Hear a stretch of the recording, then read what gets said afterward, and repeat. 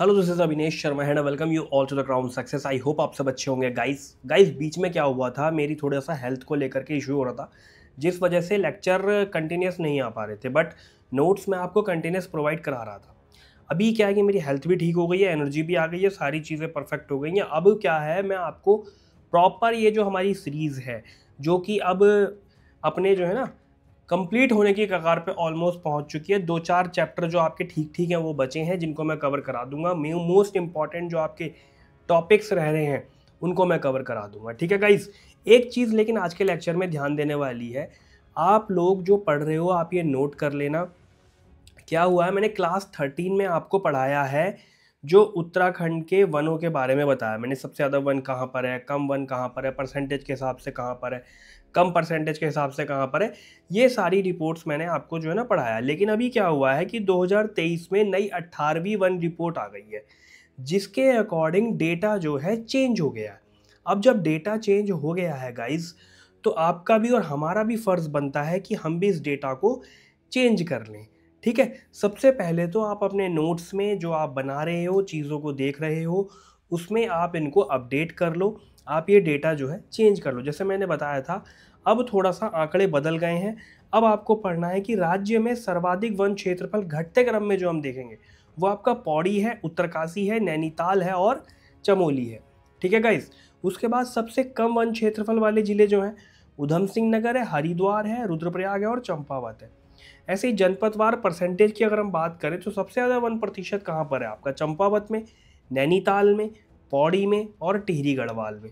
ऐसे ही जनपदवार अगर हम कम परसेंटेज की बात करें तो वो आपका उधम सिंह नगर में, हरिद्वार में, पिथौरागढ़ में और चमोली में वनों में आगजनी की घटना हो जाती है गाइस। तो भारत में सबसे ज़्यादा वनाग्नि वाले जो राज्य हैं वो आपका उत्तराखंड हो गया, उड़ीसा हो गया और छत्तीसगढ़ हो गया, ठीक है। ये ऊंचाई के आधार पर है। डेटा सारा ये है आपका चेंज हो गया। क्लास 13 को अपडेट कर देना है, वो मैं आपको बताता चल रहा हूँ, ठीक है। क्लास 13 को आप अपनी अपडेट कर लेना। चलिए, इसके बाद वन रिपोर्ट से अगर हम बात करें, इसके संबंधित जो मंत्रालय है ना गाइस, पर्यावरण वन और जलवायु परिवर्तन मंत्रालय है, और इसकी एक संस्था भी है जिसका नाम है फॉरेस्ट सर्वे ऑफ इंडिया। ये जो है ना 2 साल में, 2 वर्ष में अपनी रिपोर्ट जारी करता है वन के मामले में, ठीक है, वन रिपोर्ट से संबंधित। और पहली द्विवार्षिक जो रिपोर्ट आई थी वो 1987 में आई थी। टोटल वन क्षेत्र की अगर हम बात करें उत्तराखंड में, तो ये 24,303 स्क्वायर किलोमीटर है, और वृक्षों से घिरा हुआ इसमें इससे अलग है 1231 स्क्वायर किलोमीटर। यानी टोटल अगर हम परसेंटेज के मामले में बात करें तो 47.74% है। केवल वन क्षेत्र की बात करें तो वो 44.44% है। कन्फ्यूज मत होना यहाँ पर बिल्कुल भी, ठीक है गाइज। फिर झाड़ियों की बात करते हैं। सबसे ज़्यादा झाड़ियाँ आपकी टिहरी गढ़वाल में, पौड़ी गढ़वाल में, देहरादून में और पिथौरागढ़ में। ऐसे ही कम झाड़ियों की बात करें तो बागेश्वर में, चमोली में, उधम सिंह नगर में और अल्मोड़ा में है गाइस, ठीक है। चलिए, अति सघन वन सबसे ज़्यादा जो है नैनीताल में है, सबसे कम हरिद्वार में है। ऐसे ही मध्यम सघन जो वन है वो सबसे ज़्यादा पौड़ी में है और सबसे कम उधम सिंह नगर में है। और खुले वन जो हैं, खुले सघन वन सबसे ज़्यादा आपके पौड़ी में है और उधम सिंह नगर में सबसे कम है, ठीक है। बाकी डेटा वो सारा मैंने पढ़ाई रखा है एज इट इज़, ठीक है गाइस।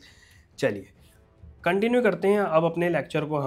हम गाइस पढ़ रहे थे, जैसे मैंने आपको बताया था कि हम जनजाति के बारे में पढ़ रहे थे, ठीक है। बोक्सा जनजाति, राजी जनजाति, इनको हमने कवर किया हुआ था। इनकी जो भी इंपॉर्टेंट चीज़ें थी उनको हमने कवर की थी। लेकिन आज के लेक्चर में हम गाइस इनका और छोटा सा परिचय है, संक्षिप्त परिचय है, इसको भी हम कवर करेंगे गाइस। मैं एक सेकेंड आपको शो करता हूँ, चलता हूँ, ये देखो आप, ठीक है। जौनसारी जनजाति का कुछ संक्षिप्त परिचय भी है, इसको भी हम कवर करेंगे। इसमें क्या है कि इनका निवास स्थान जो है ये उत्तराखंड के देहरादून जिले, जौनसार बावर क्षेत्र में है, टिहरी में है और उत्तरकाशी जिलों में ये निवास करती है, ठीक है। इनकी उत्पत्ति की बात करें तो ये जनजाति खुद को महाभारत काल के कौरवों का वंशज मानती है और उनकी संस्कृति पर राजपुताना और पहाड़ी परंपराओं का प्रभाव देखा जाता है। भाषा जो है इनकी हिंदी और गढ़वाली से मिलती जुलती है। इनका रहन सहन गाइस मैंने पहले भी बताया था, एग्रीकल्चर और पशुपालन की मुख्य जीविका के साधन है। ये लकड़ी और पत्थरों से बने पारंपरिक पहाड़ी घरों में रहते हैं, ठीक है। महासू देवता मेला प्रमुख त्योहारों में आता है। बिस्सू पर्व आपका प्रमुख त्योहारों में आता है। माघ मेला, जागर अनुष्ठान और नृत्य है प्रमुख, हारोल नृत्य, रासो नृत्य। कुल देवता है गाइस महासू देवता, विस्सू देवता और द्वारपाल देवता, ठीक है दोस्तों। जौनसारी जनजाति बहुपति प्रथा के लिए जानी जाती थी। हालांकि अब यह परंपरा समाप्त हो चुकी है, इन्हें अनुसूचित जनजाति का दर्जा प्राप्त है। चलो, ऐसे ही गाइस आपकी आती है थारू जनजाति। मतलब इंपॉर्टेंट जो है ना आपके एग्जाम के लिहाज से, वो सब मैं कवर करता चल रहा हूँ, कुछ भी नहीं छोड़ रहा। फालतू कहानी पढ़ाने की जगह मैं आपको इंपॉर्टेंट कुछ चीज़ें ऐसी बता रहा हूँ जहाँ से एग्जाम में डायरेक्ट क्वेश्चन बन जाते हैं। ठीक है, आपको क्या करना है, इनको रिवीजन करना है बार बार, और इसका आपको जो है एक दो बार पढ़ोगे ना, नोट्स से पढ़ोगे तो आप रिवाइज कर जाओगे अच्छे से। और हाँ, नोट्स के बारे में मैं बता देता हूँ, आप ये देखो स्क्रीन पर भी आपके नाम सामने नंबर शो हो रहा है, और डिस्क्रिप्शन में भी नंबर है। आपको क्लास वाइज नोट्स और सीरीज कंप्लीट होने के बाद फुल कंप्लीट पीडीएफ आपको मिल जाएगी। ठीक है गाइस, चलो थारू जनजाति की बात करें तो ये जनजाति मुख्य रूप से उत्तराखंड में आपके उधम सिंह नगर में, चंपावत में, और उत्तर प्रदेश के तराई क्षेत्र में और नेपाल के तराई इलाकों में पाई जाती है। और माना जाता है कि थारू मूल रूप से राजस्थान के राजपूत वंशज हैं। ठीक है गाइस, इनकी जो भाषा है हिंदी, भोजपुरी और नेपाली से प्रभावित है। थारू समुदाय जंगलों और एग्रीकल्चर पर निर्भर रहता है। उनके घर जो है बांस, मिट्टी और घास से बने होते हैं। इनके त्यौहार हैं माघी पर्व, अगहन पुन्नी, होली, फगुआ इसको कहते हैं, हरियाली तीज, दीपावली। और थारू जनजाति ही दीपावली को शोक पर्व के रूप में मनाती है। मैंने होमवर्क भी आपको बताया था। इसके बाद नृत्य हैं इनके घोड़ा नाच, झुमरा नृत्य, लाठी नृत्य, झुमटा नृत्य। कुल देवता है इनके बड़ा देवता, भगवती देवी, गोरिया देवता। ठीक है गाइस, चलो इसके बाद हमारा इंपॉर्टेंट क्या है, भोटिया जनजाति के बारे में। भोटिया जनजाति उत्तराखंड के पिथौरागढ़, चमोली और उत्तरकाशी और हिमाचल प्रदेश के ऊंचाई वाले हिमालय क्षेत्रों में रहती है, और ये तिब्बत की मूल मानी जाती है। भोटिया जनजाति, भोटिया शब्द भोट जो तिब्बत का प्राचीन नाम है उससे निकला है, जिससे इनका संबंध तिब्बतियों से जुड़ा हुआ है। ठीक है, भोटिया समुदाय की भाषा तिब्बती और हिंदी से प्रभावित है, जिसे भोटिया भाषा कहा जाता है। ये लोग ऊनी वस्त्र पहनते हैं, भेड़ बकरी पालन, ऊन से कपड़े बनाना, व्यापार इनकी जो है प्रमुख आजीविका है। प्रमुख त्योहारों की अगर हम बात करें तो लोसार है, फागली है, दशई है। ठीक है, नृत्य में इनके हम बात करें तो डांस इनका ड्राम, नाट्य नृत्य, छाम नृत्य, लामा नृत्य, ये इनके मुख्य नृत्य हैं। और डोलमा देवी, निंगमा देवता, लामा गुरु इनके कुल देवता है। ठीक है गाइस, ये इंपॉर्टेंट चीज़ें थी। आगे हम बढ़ते हैं, बुक्सा जनजाति के बारे में बात करते हैं। तो ये जनजाति उत्तराखंड में उधम सिंह नगर, नैनीताल और हरिद्वार में, और उत्तर प्रदेश के तराई क्षेत्र में रहती है। ये उत्तराखंड की प्राचीन आदिवासी जातियों में इस जनजाति को गिना जाता है। और इसका संबंध जो है ना, इस बुक्सा जनजाति का संबंध राजस्थान और मध्य भारत के भील समुदाय से भी माना जाता है। ये लोग हिंदी, कुमाऊनी और अपनी बुक्सा भाषा बोलते हैं जो हिंदी से मिलती जुलती है। ये जंगलों और खेती पर निर्भर करते हैं। इनके घर बांस, लकड़ी और घास से बने होते हैं। ठीक है, होली, दिवाली, मकर संक्रांति, कजरी तीज प्रमुख त्यौहार हैं बुक्सा जनजाति के। और नृत्य हैं झोड़ा, चाचरी, हुड़का नृत्य। गोरिया देवता, देवी भगवती कुल देवता हैं बुक्सा जनजाति के। और एक और जो इम्पोर्टेंट है, मैंने आपको बताया था राजी जनजाति के बारे में। तो ये मुख्य रूप से उत्तराखंड पिथौरागढ़ जिले के धारचूला, डीडीहाट और नेपाल के कुछ क्षेत्रों में निवास करती है। राजी जनजाति उत्तराखंड की सबसे प्राचीन जनजातियों में से एक है। इन्हें वनरावत भी कहा जाता है, ये भी मैंने बताया था, क्योंकि ये परंपरागत रूप से जंगलों में रहने वाले शिकारी संग्राहक समुदाय रहे हैं। ठीक है गाइस, इनकी भाषा जो है राजी भाषा है, रोंगपो कहलाती है, जो कि अब विलुप्ति के कगार पर है। ठीक है, मैंने बताया था इनकी जनसंख्या जो है ना काफ़ी कम है। अधिकांश राजी लोग अब हिंदी और कुमाऊनी बोलते हैं। मकर संक्रांति, दिवाली, होली प्रमुख त्यौहार हैं। झोड़ा, चाचरी, हुड़कर नृत्य प्रमुख नृत्य हैं इनके। और गोरिया देवता, भगवती देवी इनके कुल देवता हैं। ठीक है गाइस, ये आप देख के पढ़ सकते हो। चलो आगे बढ़ते हैं हम। आज का जो हमारा चैप्टर रहने वाला है गाइस, आज के चैप्टर में हम उत्तराखंड के परिवहन तंत्र को कंप्लीट पढ़ लेंगे। ठीक है, इसको आप इम्पॉर्टेंट तरीके से समझ लेना। मेन चीज़ें मैंने इसमें बताई हैं, बाकी कुछ भी फालतू की कहानी तो मैंने इसमें नहीं दिखाई, लेकिन मुख्य चीज़ें जो आपके एग्ज़ाम से रिलेटेड है, एग्ज़ाम के पर्पज़ से इम्पॉर्टेंट है, वो मैं आपको यहाँ पर बता के चल रहा हूँ। देखो, अगर हम परिवहन की बात करें तो परिवहन कौन कौन से हो सकते हैं। देखो, स्थल परिवहन हो सकता है, जल परिवहन हो सकता है, वायु परिवहन हो सकता है ना। स्थल परिवहन में आपका सड़क परिवहन आ सकता है, रेल परिवहन आ सकता है। ऐसे ही उत्तराखंड राज्य के परिवहन की अगर हम बात करें तो देखो, स्थल परिवहन है। स्थल परिवहन में आपका सड़क परिवहन आएगा गाइस, तो एक रेल परिवहन। मैंने आपको बताया कि स्थल परिवहन में आपका सड़क परिवहन, राज्य के मामले में रेल परिवहन है। जल परिवहन राज्य में नहीं है। कहीं छोटी मोटी जैसे गंगा यमुना में छोटा मोटा इधर उधर नाव से इधर उधर जाना वो एक अलग चीज़ है, लेकिन मुख्य तौर पर जल परिवहन उत्तराखंड राज्य में नहीं है, क्योंकि कहीं जल ही नहीं है ऐसा। देखो नदियाँ हैं, नदियों में लेकिन आवागमन बहुत कम मात्रा में है, छोटा मोटा आवागमन है, कोई एक पार से दूसरे पार चले गए, वो एक अलग चीज़ है। ठीक है गाइस, तो जल परिवहन एक बार को इतना ज़्यादा नहीं है, लेकिन वायु परिवहन उत्तराखंड राज्य में है और स्थल परिवहन है। ठीक है, सड़क परिवहन, रेल परिवहन। अब देखो सड़क परिवहन की जब बात आई तो पहले क्या था, सब जगह पर देखो ब्रिटिशर्स थे। ब्रिटिशर्स ने सोचा कि यार उत्तराखंड में इतना पहाड़ी राज्य है और सारी चीज़ें हैं, अब आवागमन हो या तो पैदल हो, या कैसे हो पाए आवागमन। तो देखो आवागमन के लिए इन्होंने सार्वजनिक परिवहन प्रणाली बनाई 1914 में। ठीक है, लेकिन ये गाइस फेल हो गए ब्रिटिशर्स। उसके बाद में क्या हुआ, ब्रिटिशर्स ने कहा कि यार हमको तो इसमें रिजल्ट मिला नहीं सार्वजनिक परिवहन प्रणाली बना करके। अब उन्होंने बोला कि कोई भी उत्तराखंड में अगर कोई परिवहन प्रणाली चलाना चाहता है तो चला सकता है, लेकिन हम तो नहीं चलाएंगे, हमें तो इसमें मज़ा आया नहीं, क्योंकि ब्रिटिशर्स आपको पता है बिजनेस करने ही आए हुए थे। ठीक है, उसके बाद क्या हुआ, अल्मोड़ा के हैं ये ललिता प्रसाद टमटा, इन्होंने HMTC नाम से एक कंपनी है। ठीक है, 1920 में परिवहन सेवा चालू करी। इसमें क्या किया, इन्होंने 7-8 बसें लीं और बसों से आवागमन शुरू किया। ठीक है, HMTC नाम से 1920 में। अब क्या हुआ, जब एक व्यक्ति ने ये बिज़नेस चालू कर दिया, इससे क्या हुआ, इनकम स्रोत होने लगी, तो फिर कंपटीशन भी होने लगता है ना बाद में। तो धीरे धीरे इनको देख के फिर क्या हुआ, या आगे भी और चीज़ें कंपनी बनने लगी। इनके पास क्या था कि बसें थी, 7-8 बसें थी और परिवहन ये कर रहे थे। ठीक है, ललिता प्रसाद टमटा ये HMTC इन्होंने चालू करी, कब करी, 1920 में। उसके बाद क्या हुआ, 1922 में TKMTC ये देवीलाल शाह गंगाराम द्वारा चालू की गई। ठीक है, देवीलाल शाह गंगाराम द्वारा ये चालू की गई। उसके बाद में इनके पास भी 7-8 अपनी बसें हो गई और ये जो है ना परिवहन सेवा उत्तराखंड में चलाए जा रहे हैं। अब क्या हुआ कि देखा देख और कंपनियां आने लगीं और सुविधाएं मिलने लगीं। ठीक है, जब सुविधाएं मिलने लगीं तो गाइज कंपटीशन और ज़्यादा बढ़ता चला गया।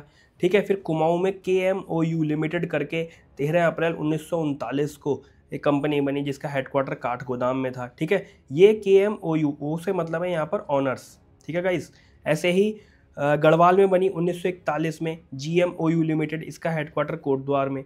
ठीक है, 1950 में Tehri Garhwal Motors honours corporation limited बना। कब बना, 1950 में। अब क्या हुआ कि ये देखो कंपनीज़ हैं, सब ये सब कंपनीज़ हैं। अब जब कंपनीज़ थी, बसें चल रही थी, परिवहन हो रहा था, तो सब अपने अपने हिसाब से रेट रख ले, कभी रेट बढ़ा दे रहे थे, कभी रेट कम कर दे रहे थे। तो ये लोग अपने हिसाब से काम कर रहे थे, लेकिन आम जनता जो थी, देखो इसमें क्या होता था, एक चीज़ होती थी। क्या हुआ, जब ये कंपनियां बनी, इसमें अब यहाँ देखो एक कंपनी बनी, यहाँ एक कंपनी बनी। ठीक है गाइज, तो इसमें क्या हुआ कि कंपटीशन हुआ, कंपटीशन होने से और कंपनियां आ गईं, आम जनता के मज़े आ रहे थे। इसमें मज़े कैसे आ रहे थे कि सब रेट के हिसाब से था, एक दूसरे के कंपटीशन में तो भैया आम जनता को मज़े आते ही हैं। उसमें क्या होता है कि उन्हें और ज़्यादा प्रॉफिटेबल चीज़ मिल जाती है। ठीक है गाइज़, तो आम जनता को तो मज़े आ रहे थे, लेकिन इनको नुकसान हो रहा था। इन्होंने क्या काम किया, कुमाऊं ये KMOU लिमिटेड करके ना ये कंपनी बना दी 1939 में। ठीक है, अभी अपने हिसाब से चीज़ों को चला रहे हैं, बसों का बसें चला रहे हैं, कितना प्राइस रखना है कितना नहीं रखना, ऐसे ही गढ़वाल में बन गई है। ठीक है, ये अपना प्राइस बढ़ा रहे हैं, घटा रहे हैं, जो भी चीज़ें अपने हिसाब से कर रहे हैं, बिजनेस बना रहे हैं ये, लेकिन परिवहन सेवा उत्तराखंड में दे रहे हैं। ठीक है, ये बात ध्यान रखने वाली है। उसके बाद में Tehri Garhwal Motors honours corporation limited बनी। ठीक है, 1950 में बनी। तो अब ये सब कंपनियां मिलकर क्या कर रही हैं, राज्य में परिवहन सेवाओं को सुचारू रूप से चला रही हैं। आज के ज़माने की अगर हम बात करें तो आज तो आपने इनका नाम सुना भी नहीं होगा, या पढ़ रहे, जो बच्चे पढ़ रहे हैं वो सुन रहे हैं। क्यों, क्योंकि आजकल ओला उबर का ज़माना है, कंपनीज़ को कौन देख रहा है इतना ज़्यादा, लेकिन यह है कि आज भी बसों का संचालन बहुत सारी कंपनीज इसमें से कर रही हैं। ठीक है गाइज़, फिर क्या हुआ कि जब ये लोग अपने हिसाब से चला रहे थे चीज़ों को, परिवहन सेवाएं, तो प्राइस बढ़ रहे हैं, घट रहे हैं, कभी छुट्टी पे ही चले गए, तो आम जनता की बात सुनने वाला कोई नहीं था। फिर आम जनता ने भी अपना क्या काम किया, एक यूनियन बनाई। इन्होंने यूनियन बनाई गढ़वाल मोटर्स यूज़र्स, यहाँ पर यूज़र्स है, ध्यान रखना, Garhwal Motors user transport company. कब बनाई है, 1958 में, रामनगर से इसकी स्थापना हुई। ठीक है, अब इसके पीछे क्या कहानी है, कहानी नहीं है, अभी मेंस नहीं दे रहे हम, यहाँ हम सिर्फ प्रीलिम्स को लेकर के, ठीक है, आपके वनडे एग्जाम को लेकर फैक्चुअल बात कर रहे हैं, इसीलिए ज़्यादा डिटेल में नहीं जाएंगे इसमें अभी। ठीक है गाइस। चलो उसके बाद में क्या हुआ, अब जब उत्तराखंड राज्य बना है ना, तो उत्तराखंड को भी लगने लगा कि यार हमारी भी एक कोई सरकारी ऐसी कंपनी होनी चाहिए जो परिवहन सेवा को सुचारू रूप से चलाया जा सके। तो इन्होंने यूटीसी की स्थापना करी देहरादून में 30 अक्टूबर 2003 को, ठीक है। और उत्तराखंड परिवहन निगम के नाम से यूटीसी की स्थापना हुई और सड़क मार्ग को सुचारू रूप से इसका जो है सड़क परिवहन चलाया गया, ठीक है। ये एक चार्ट है, इसका आप स्क्रीनशॉट ले सकते हो। नेशनल हाईवे 7, 34, 7, 707, 109, 109, 309, ये पूरा चार्ट है आप गाइस, ठीक है। इसका आप स्क्रीनशॉट ले सकते हो, वीडियो पॉज करके ये पढ़ सकते हो कौन सा नेशनल हाईवे, जैसे NH7 के बारे में पूछ लेगा तो ये पंजाब से लेकर के बद्रीनाथ माणा तक जाता है, ठीक है। कई बार एग्जाम में क्वेश्चन बन जाएगा कि ये वाला NH7 कहाँ से कहाँ तक है, या मैच करने के लिए दे देगा, इस NH7 को दे देगा, इसके अलावा NH34 को दे देगा, 4 ऑप्शन दे देगा, ऐसे मैच करने के लिए दे सकता है। तो ये आप स्क्रीनशॉट लेकर के इसको पढ़ लो, समझ लो आप, ठीक है। इसको याद कर लो आप। बाकी जिन्होंने नोट्स ले रखे हैं तो उनको तो नोट्स के फॉर्म में ये PDF में प्रोवाइड किए ही जाएंगे, ठीक है गाइस। ऐसे ही और फैक्ट्स क्या हैं, 1882 में काठ गोदाम को नैनीताल से सड़क मार्ग जोड़ा गया। 1909 में गाइस कोट द्वार से लैंसदान के बीच जो है ना सड़क निर्माण पूरा हुआ। 1938-39 में गढ़वाल में गाड़ी सड़क आंदोलन हुआ, ठीक है, ध्यान रखना ये गाड़ी सड़क आंदोलन कहाँ हुआ, 1938-39 में गढ़वाल में हुआ। ऐसे ही 2005 में हिमालय हाईवे के तहत देहरादून के ट्यूनी से लोहाघाट तक 659 किलोमीटर की सड़क निर्माण शुरू हुआ। और अल्मोड़ा में गाइस 8 मंजिला पार्किंग स्थल है, कहाँ पर है ये, अल्मोड़ा में है। ये फैक्ट्स ध्यान देने वाले थे। चलो आगे बढ़ते हैं हम। आगे ऐसे रेल पथ की अगर हम बात करें तो देखो रेलवे लाइन वाले जो ज़िले हैं उत्तराखंड, ज़्यादा तो नहीं है लेकिन हरिद्वार, देहरादून, पौड़ी, उधम सिंह नगर, नैनीताल और चंपावत है। कुल रेलवे स्टेशनों की अगर हम बात करें तो छोटे बड़े मिलाकर टोटल 41 रेलवे स्टेशन है। और सबसे ज़्यादा जो रेल ट्रैक हैं वो आपके हरिद्वार ज़िले में है। सबसे cum rail track Pauri Garhwal में है। कुछ प्रमुख रेलगाड़ियाँ हैं ये, इनका भी आप स्क्रीनशॉट ले सकते हो। ये लो आप यहाँ से स्क्रीनशॉट ले सकते हो, जैसे गढ़वाल एक्सप्रेस है, वंदे भारत एक्सप्रेस है, ठीक है, संपूर्ण क्रांति है, संगम एक्सप्रेस है, कलिंग उत्कल है, जनशताब्दी है ना, बाग एक्सप्रेस, मसूरी एक्सप्रेस। तो ये पूरी डिटेल है, इसका आप स्क्रीनशॉट ले सकते हो। यहाँ पर भी क्या कर सकता है कि आपको जो है ना मैच बना के दे सकता है या डायरेक्ट क्वेश्चन पूछ सकता है, तो इनको आप पढ़ोगे याद हो जाएगा। देखो जनशताब्दी एक्सप्रेस को 2004 में अंतर्राष्ट्रीय गुणवत्ता प्रमाण पत्र मिला। और वंदे भारत एक्सप्रेस को इसका उद्घाटन किया 25 मई 2023 को बाय PM यानी कि प्रधानमंत्री द्वारा। और ये देहरादून से दिल्ली तक चलती है, दिल्ली के कहाँ तक, आनंद विहार टर्मिनल तक, ठीक है गाइस। ये एक जानने वाली बात थी। ये आपका रेल पथ हो गया। आगे बढ़ेंगे हम हवाई सेवा के बारे में जानेंगे। क्या है हवाई सेवा के बारे में गाइस, हाँ एक सेकेंड, ये रहा, ठीक है। देखो ये भी पूरा ना यहाँ पर पूरा फैक्ट्स है। उत्तराखंड के जो प्रमुख हवाई अड्डे हैं जैसे जौलीग्रांट हवाई अड्डा है, पंतनगर हवाई अड्डा है, नैनी सैनी है, गौचर है, चिन्यालीसौड़ हवाई अड्डा है, ठीक है। ये पूरी इनकी लोकेशन है कि ये कहाँ पर है। इसका भी आप स्क्रीनशॉट ले लो, ये भी आपके लिए इंपॉर्टेंट है। जैसे केदारनाथ हेलीकॉप्टर सेवा प्रारंभ की गई थी, कब की गई थी, 16 मई 2003 को की थी और पवन हंस कंपनी लिमिटेड द्वारा की गई थी। देहरादून हवाई अड्डे का निर्माण हुआ 1974 में। देहरादून दिल्ली उड़ान शुरू हुई एयर डेक्कन द्वारा 2004 में। एयर इंडिया सेवा दिल्ली देहरादून शुरू हुई ये 2010 में। ऑपरेशन गगन शक्ति 2018 में शुरू हुआ और चिन्यालीसौड़ हवाई पट्टी पर वायुसेना के द्वारा, ठीक है गाइस। नेपाल उत्तराखंड हवाई सेवा जो है ना पशुपति एयरलाइंस द्वारा शुरू की गई। सबसे बड़ा रनवे जो है राज्य का, उत्तराखंड राज्य का, पंतनगर हवाई अड्डा है। सबसे छोटा रनवे चिन्यालीसौड़ हवाई अड्डा है। और राज्य में जो टोटल हेलीपैड की अगर हम बात करें प्रशासन के, पर्यटन के और अन्य विभागों सहित सब मिला करके 51 हेलीपैड है करीब, ठीक है। ऐसे ही ये है पूरा, इनके भी आप स्क्रीनशॉट ले लो, याद करने में आपकी आसानी हो जाएगी। एक देखो परियोजना है जिसका नाम है IRAD परियोजना। ये लागू की गई 24 मई 2022 को। और इसका उद्देश्य है, पूरी कहानी जो किताबों में लिखी जाती है वो सब नहीं, देखो मेन चीज़ें लिखो बस, कि राज्य में घटित सड़क दुर्घटनाओं का डेटा एक ही पोर्टल पर उपलब्ध हो सकेगा। उसके लिए परियोजना कौन सी है, IRAD परियोजना, ठीक है गाइस। तो ये पूरा लेक्चर था। मैं उम्मीद कर रहा हूँ कि पूरा का पूरा लेक्चर आपको फैक्ट्स के साथ समझ में आया होगा। ये चैप्टर भी हमारा कंप्लीट हो गया है। इसके बाद हम अपना अगला चैप्टर स्टार्ट करेंगे, ठीक है गाइस। पढ़ते रहो आप इस तरीके से, अपनी तैयारी को बेहतर करते रहो। और जो भी इंपॉर्टेंट चीज़ें हैं वो मैं लाता रहूँगा, और आगे के लिए भी मैं कह रहा हूँ जैसे ही ये सीरीज़ कंप्लीट हो जाएगी हम अपने फैक्ट्स के साथ और PYQ के साथ प्रैक्टिस जारी करेंगे, ताकि आपकी आने वाले एग्जाम्स में अच्छी तैयारी हो पाए। चलो, पढ़ते रहो। All the very best. Thank you.